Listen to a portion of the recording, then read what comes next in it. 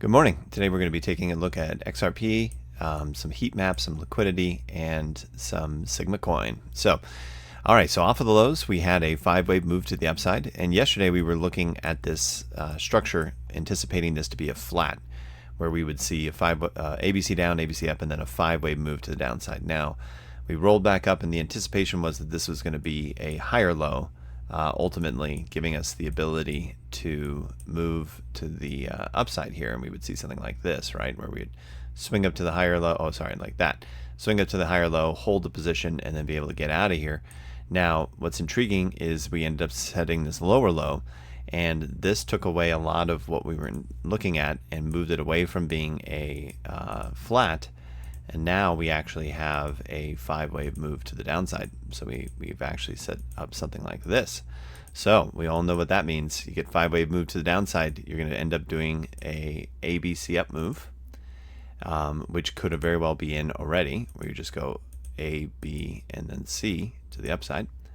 And then you turn around and you end up sweeping yet again. And rather than doing this structure where we hold it for the higher low, then this actually ends up giving us another 5-wave move to the downside. And we see a re-sweep of the lows, and we get back down into the sadness, and then we're free to go, right? So now the good news is if we measure this, we're going to be looking for a couple things.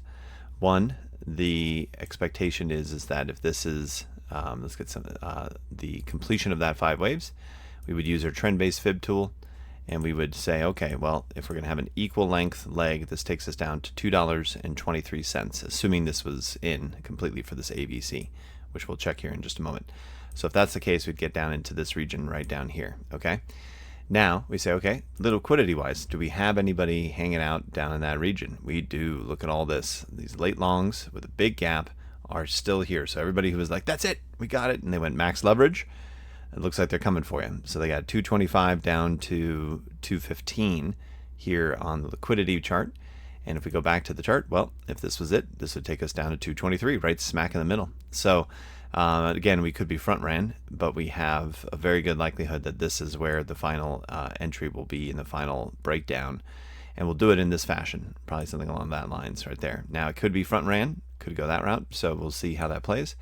But as far as like a regular fib tool, can't really use it. I mean, because there's so many exchanges with this like wick that just goes to so many different levels, it's hard to guess exactly where that would be. So it looks like this is probably off the table. We'll leave it here now, in the event that we end up having a higher low formation that comes into here. Well, then we would say, okay, that was that. And this was just something weird flat that can't really be identified.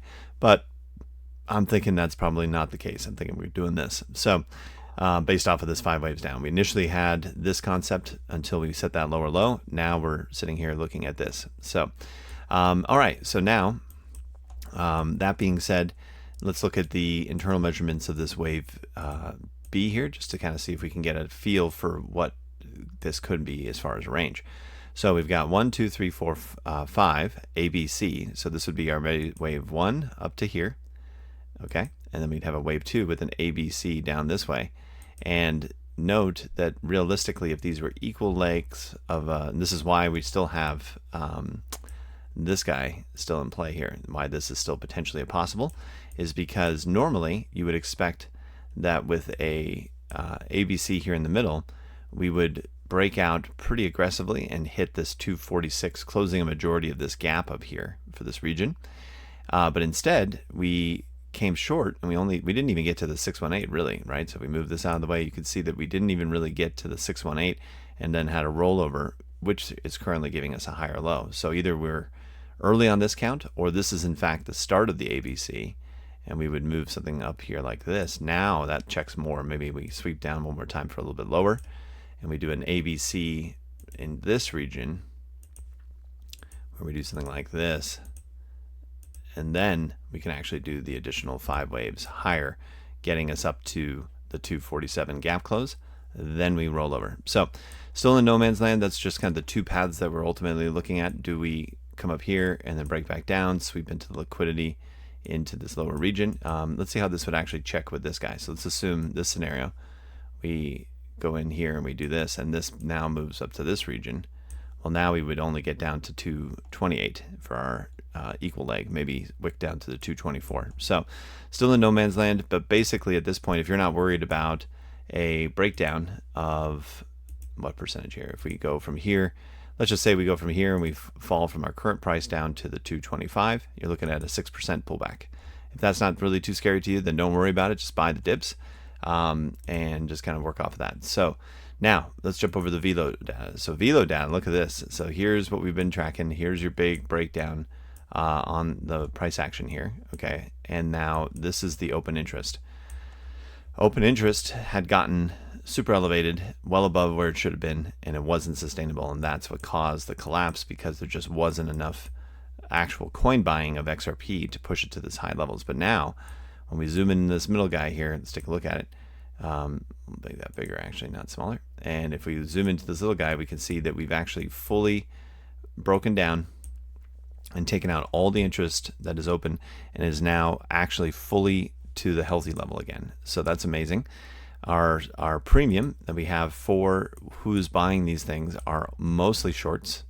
Okay, and every single time that we've had these shorts come into play, we've had massive reversals in the past. So if we look at this guy here, and we end up doing a box version of what we're looking for, so we just kind of box off that whole area there.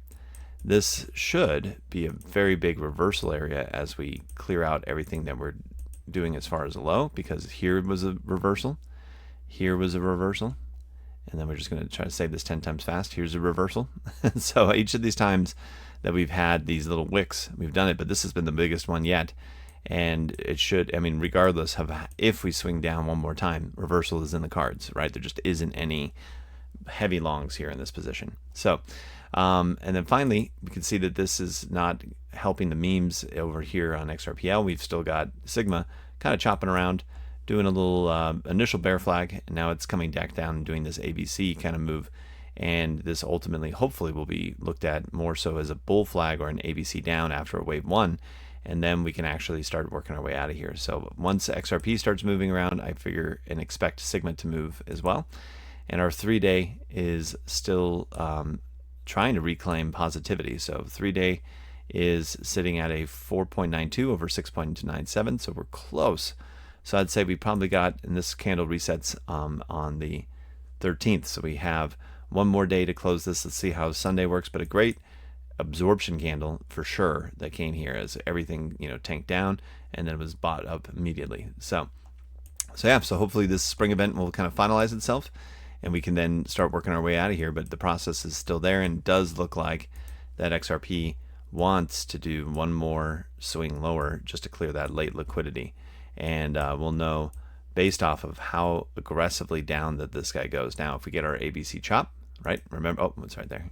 If we get our ABC chop and we do something like this, just be ready for another push higher, and we can actually have a really good run into this C leg. And then somewhere in here we stall out and roll over, or we hold the higher low, and this higher low ends up being something along these lines, and we get that higher low for this guy, and then we're out of here. So we'll find out together. So regardless, as we come back down this region, I did longs, sold them, did longs, sold them, and now I'm just waiting for this to come back down into this region here. And if we hold these levels, great. If we lose them, then I'll start longing back down in this region. So we'll put a stop below this level. So that's where I'm at right now, is the stop will be here. And then we want to see if we can snipe something real quick, run it, snipe it, get it back down and run it. So right now I'm not shorting, I'm only longing, just because we're at the bottom. I mean, even if we wick down, where are you going, right? You're going up ultimately. So that's why it's just shorting, it's just longing at this point in time. So we're just waiting for our entries. Thanks so much for watching, and we'll check in tomorrow, and happy Sunday.